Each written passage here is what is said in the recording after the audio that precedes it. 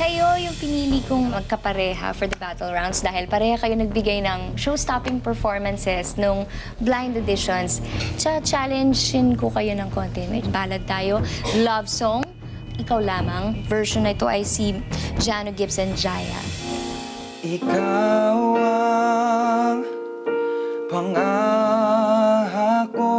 Sobrang dali niya lang kantahin, pero nung nitry ko pong kantahin, ako po mismo nahirapan talaga mag-hit ng high notes. Especially, naninibago po ako sa voice ko. Puberty stage nga po.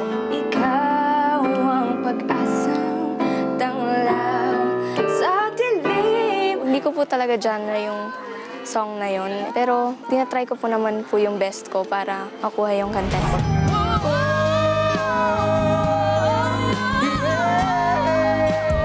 Ramdam ko mag-aralgal yung boses ko nung... Kaya. Kaya naman. Kaya naman. Okay ka lang, Nico, sa mga adlibs? Oo, pause siya no?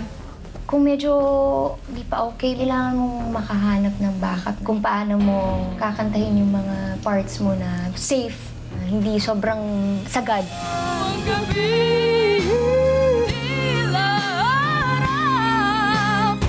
Fatima, dun sa... Anong balak mo doon? Hindi na ba? Parang iniba ko ba yung tila po? Parang medyo nag-clash kayo ng konti. Meron ba? Yes po. Try natin mas simple yung mga adlibs.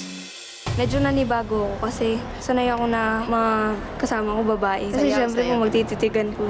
Hindi ka naman na-conscious. Hindi naman po.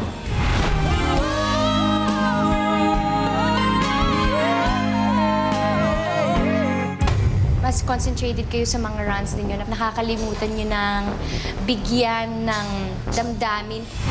Nahihirapan ka bang humugot or makarelate sa song? Medyo nahihirapan po ako kasi parang wala pa po akong pinag-aalayan po nung kanta na yun.